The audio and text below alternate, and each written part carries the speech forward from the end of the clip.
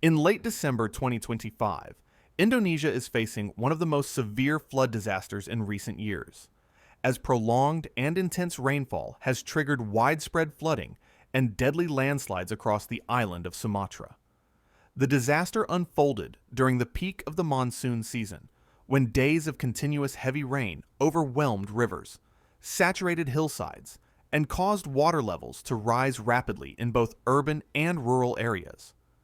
Entire communities were caught off guard as floodwaters surged into homes, streets, and farmland, forcing large-scale evacuations and creating a nationwide humanitarian emergency.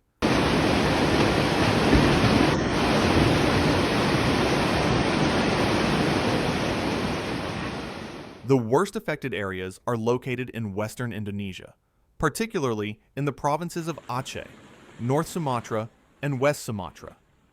In these regions, rivers overflowed their banks after days of extreme rainfall, submerging villages and cutting off transportation routes.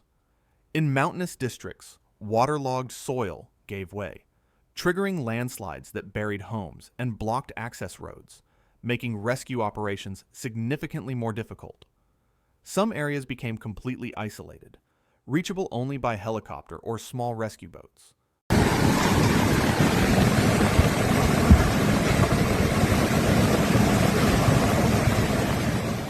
According to disaster management authorities, the human toll has been devastating.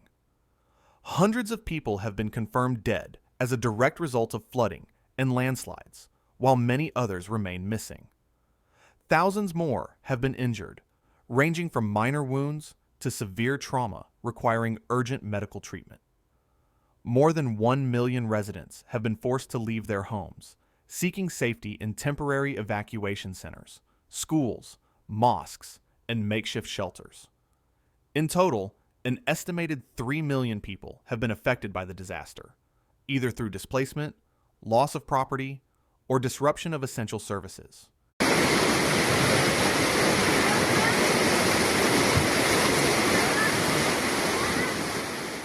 The scale of destruction is extensive.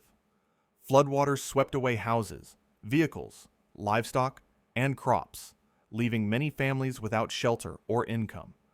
Roads, bridges, and public infrastructure suffered severe damage, complicating relief efforts and delaying the delivery of aid.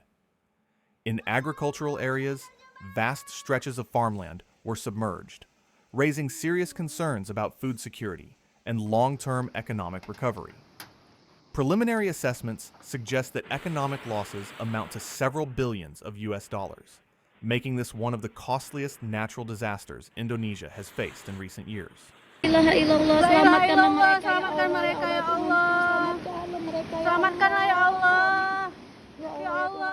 The Indonesian government has declared multiple disaster emergency zones and launched a large-scale national response. Search and rescue teams, supported by the military and police, have been deployed across affected regions to evacuate residents and search for survivors. Emergency supplies, including food, drinking water, medical aid, and temporary shelter materials, are being distributed, while authorities work to restore damaged infrastructure as quickly as possible. In a symbolic gesture of national solidarity, the government has also scaled back public New Year celebrations, redirecting attention and resources toward disaster relief and recovery.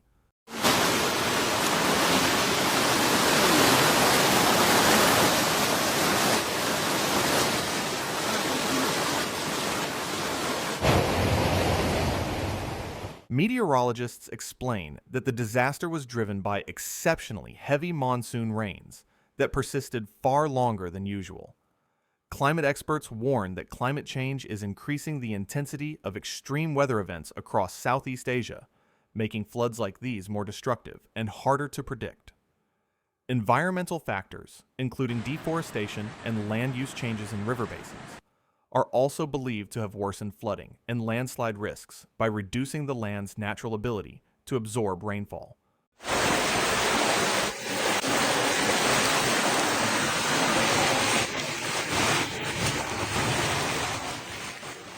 International humanitarian organizations and local community groups have joined relief efforts, providing emergency funding, medical assistance, and logistical support.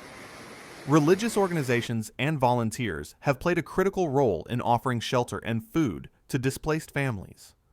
Despite these combined efforts, aid workers caution that recovery will be a long and difficult process, especially for remote communities where infrastructure was already vulnerable before the disaster.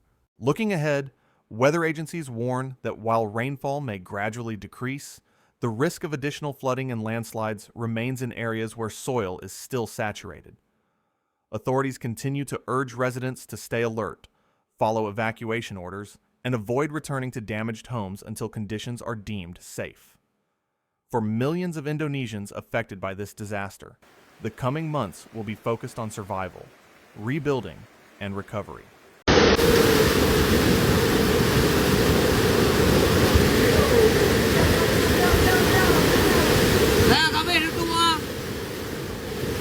On the ground, conditions remain extremely challenging.